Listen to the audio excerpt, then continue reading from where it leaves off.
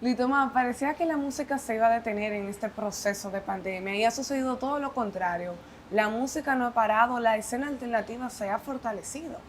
Lo que pasa con el ecosistema alternativo es que viene de un ambiente adverso. Entonces, es ilógico pretender parar ahora, cuando pequeñas conquistas, pero importantes, se hicieron a final del año pasado y a principio de este. Entonces, yo pienso que una respuesta súper valiente del colectivo, primero, y individualmente de los músicos, de no fallecer, de no decir, concho, se acabó esto, o me quedé sin espacio para expresarme, ¿no? Yo creo que mucha gente se ha hecho eco de ese optimismo y por eso tuve que proliferan ahora los conciertos por Zoom, iniciativas colectivas que involucran a más de un músico o más de un grupo. Y eso es un optimismo, una postura optimista. Y en estos meses tú lo has aprovechado al máximo. Te vimos lanzar Altar y ahora estás trabajando en tu nuevo EP con varias canciones. Empiezas con Sí. Helen. ¿Existió Helen Helen como persona o Helen como canción antes de TP. como persona? Sí, Helen es un tema que yo escribí pensando en mi abuela, que se llamaba así, se llama Helen. Y es un tema que habla de la visión optimista, precisamente, de una ternura que no te permite pensar en lo peor, sino en abrazar ese amor que está dentro de ti y entregarte. Y tuve la dicha de poder grabar esa canción junto a mi hermana, Maya Oviedo. Y fue un dúo que a nosotros nos... O sea, terminamos la sesión y Maya tenía los ojos vidriosos y ella se estaba riendo porque yo tenía los ojos vidriosos. Entonces, fue un resultado emocionalmente satisfactorio.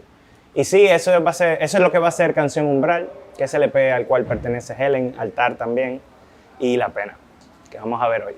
Pero también tanto en el altar como en Helen podemos ver que tú hablas también de esas historias que quizás nos hacen daño, pero que al final nos cambian para bien. Claro, claro. O no sé si para bien o para mal, eso lo decidirá cada quien que se identifique con esa historia, o incluso los personajes de la historia. Te muestran cuál es el resultado de eso. Pero sí, siempre hay una enseñanza, siempre todo lo que nos duele nos puede enseñar algo valioso para seguir viviendo y seguir proyectando felicidad. Y eso es lo que está detrás de esa canción en realidad. ¿Cuáles colores impregnas ahora en este EP que no lo habías coqueteado anteriormente?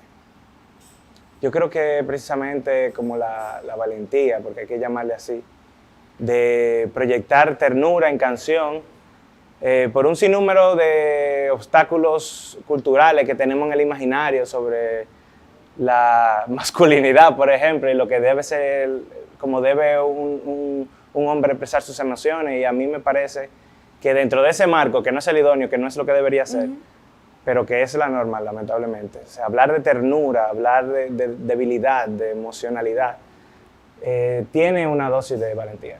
Y eso es lo que se está proyectando a través de este disco, Y con esos colores. eso con lo que quieres romper.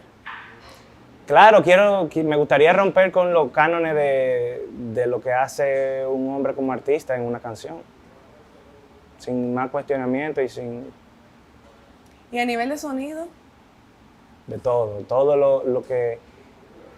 Canción Umbral es un mareo de sonidos, de referencia, de emociones, y eso se evidencia en la instrumentación de canciones como Altar, por ejemplo.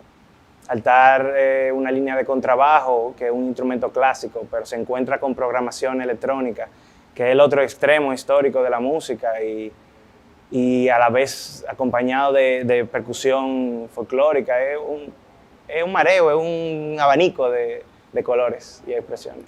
¿con quién te montas en el barco? ¿Quiénes te acompañan a nivel musical? A nivel musical, Vic Contreras, que produjo el EP, y cada una de las canciones, fue un placer trabajar, es un placer trabajar con Vic, porque tiene una visión sumamente clara de lo que le suena bien y a dónde quiere llegar con la producción.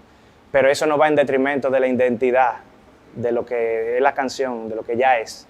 Y eso fue un alivio y sobre todo fue súper emocionante para mí, porque entonces yo llegaba con una idea gestada, pero esa idea se transformaba y crecía y volaba de una forma increíble y fue por el input de Vic.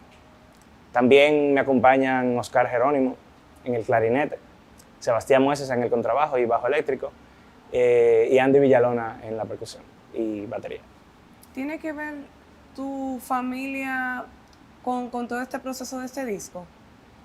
Mi familia tiene que ver con mi vocación como cantor desde un principio y de manera esencial, porque yo llego a la música por la influencia de mis padres y de mis hermanas, entonces mi familia es el epicentro de todo eso.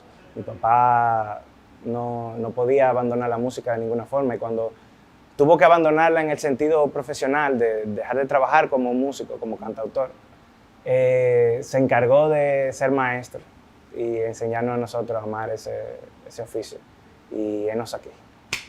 ¿Cuáles son los proyectos? ¿Cómo te visionas a partir de este cambio que ha vivido la industria? ¿Qué te preocupa más ahora a nivel musical? ¿Te interesan los números? ¿Te interesa llevar tu propuesta musical a otras latitudes, conectando de manera quizás distinta? Me interesa todo en realidad. Decirte una por encima de otra sería poco honesto de mi parte, porque es verdad que uno se emociona cuando uno se da cuenta, mierda, que si yo, cuánta gente reprodujo tu canción en tal plataforma. Eso es verdad que eso le da satisfacción a uno, eso es la difusión, ese es el paradigma de la difusión actual.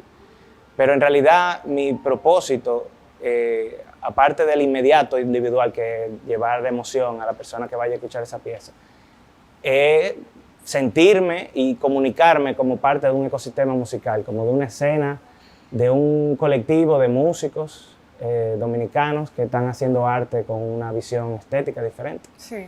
Me gusta identificarme así y quiero con mi música proyectar eso. Eso que tenemos demasiado talento y tenemos demasiada diversidad y que ya no hay que buscarlo debajo de una piedra, están ahí. Lo que falta es lo otro. Gracias, Luis Tomás. Gracias a ti, Mili.